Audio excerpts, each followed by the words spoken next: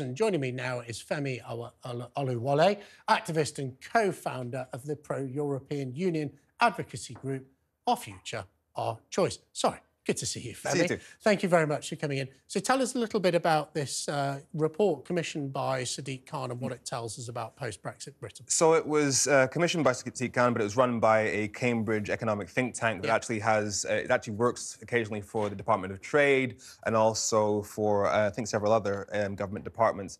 Just basically saying that by 2035, we will have lost roughly £311 billion.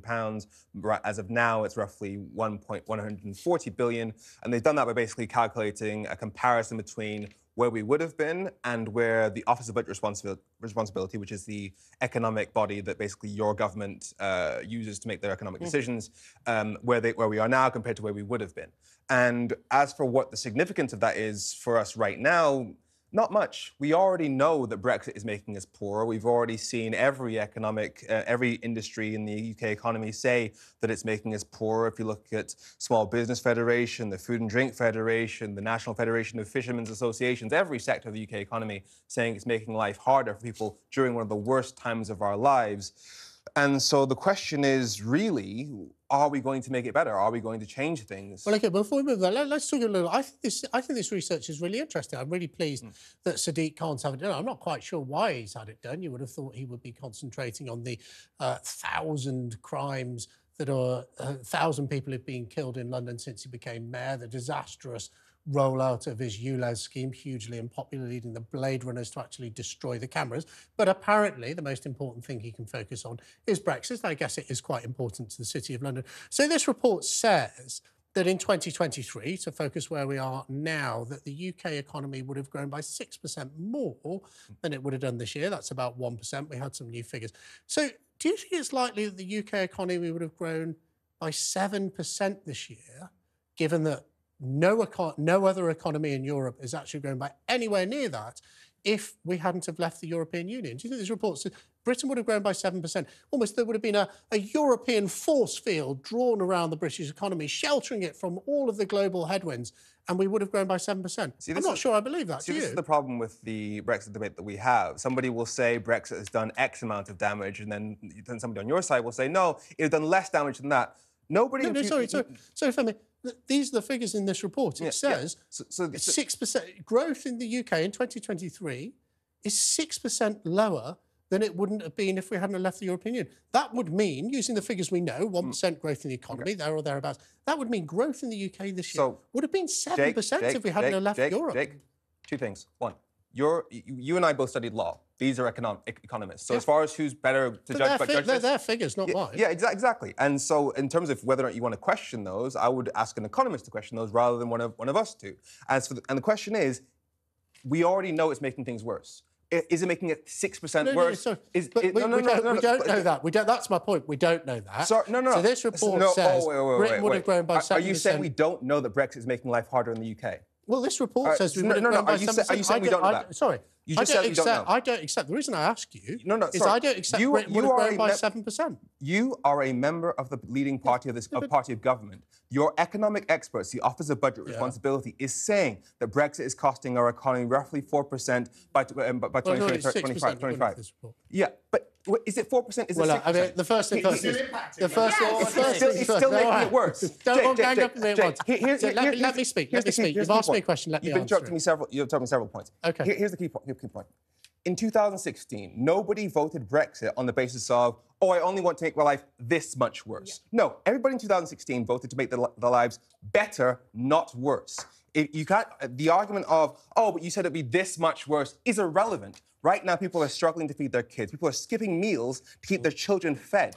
It doesn't matter whether or not it's as bad as people thought it would be. Argument.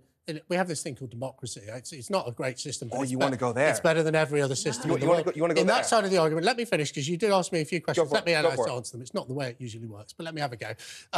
First of all, don't worry, Lazar, you're next on my list. So, first of all, people would never vote for a Labour government because every Labour government has left them poorer. So I'm sure we will have a Labour government. Secondly, just in terms of Brexit, I'd just say, number one, I can't believe Sadiq Khan has wasted London taxpayers' money on this report. I don't think it's within his wheelhouse. I don't think he should do it. But I just don't believe the figures. I do not believe, and I'm not an economist, you're right, but I'm reading the reports from the economists, that Britain would have grown, GVA, by 7% this year when no one else in Europe has. And in fact, despite Brexit, as you might say, Cami, Britain has still grown faster than France, Germany, and many other countries in Europe. So if it's such a bad thing, and by the way, on the OBR, if you read national newspapers, you may have seen that I recently signed a letter saying how awful they are, because they do tend to get the only prediction I can make about the OBR is that every single prediction they make will be wrong. And I'm not an economist. It's a Tory invention. It's a Tory invention. Say that you're a former It doesn't work. It's actually independence government. Look, Matthew, I'm going to bring them in. Don't worry, Femi, we're going to come back to you. You can cut me down in a moment. Matthew, it's not a Tory body. No, it's not a Tory body. It was founded by the Tories. I'm sure be prepared to admit that their predictions have been wrong. Yeah, look, their predictions. It's an inexact science. Look, I'm not a spokesperson for the OBR, but it was created by David Cameron's Tory government. No. I'm just pointing out that it was a Tory invention. It's not a Tory-run body. It's obviously independent. Just back onto what we talk about the economics. One other Brexit dividend is out-of-control legal migration in this country. We've got the highest net legal migration ever post-Brexit because the government hasn't put in place a proper immigration policy. You know, if we were still in the European Union, we'd have lower net migration. Well, let's not forget that Keir Starmer's plan on migration, I want to which is to smash the gang, is to create a city the size of Carlisle every single year. No, it isn't. And fill it full of asylum seekers. Literally not. But Matthew, look, he's the Labour Party's man, not necessarily your man. Do you think Sadiq Khan is doing the right thing, paying for this sort of... I mean, first of all, we've had a national vote. There is a lot of country outside London. London is not the centre of the universe. It may be our capital city, but the majority of people in Britain do not live in London. I've got news for you, Sadiq Khan. They don't. So first of all, we've had a national vote. Yeah. We've had a national vote. Britain has decided, why should the Mayor of London be spending taxpayers' cash on getting these types of reports? I'll come back to you, Femi. These type of reports to try and reverse a national vote. Well, in fact, it's not about London itself. It's not about reversing a national vote, Jake. It's about isn't he concentrating on the 1,000 people? This is really serious.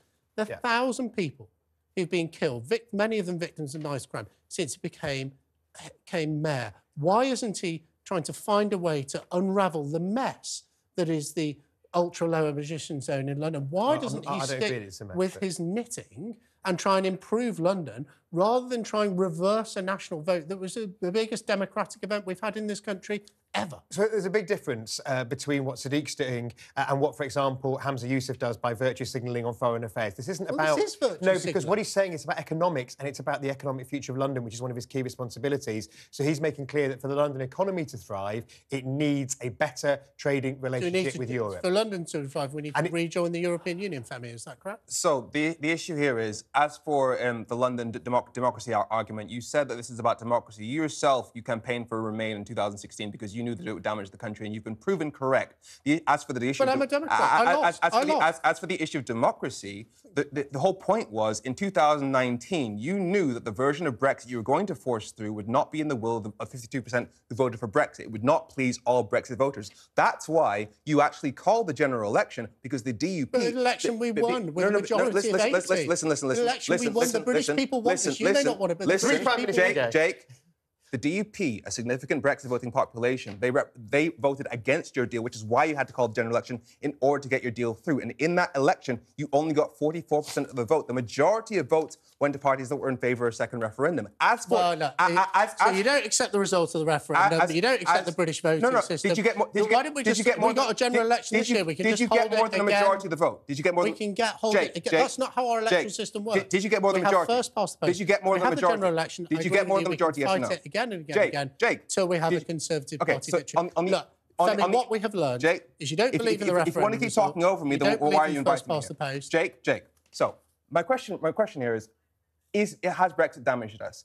In my view, the National Federation of Fishermen's Association says it's costing £300 million. The Nuffield Trust says that it's damaged our NHS during a pandemic. We've come to the end of the show.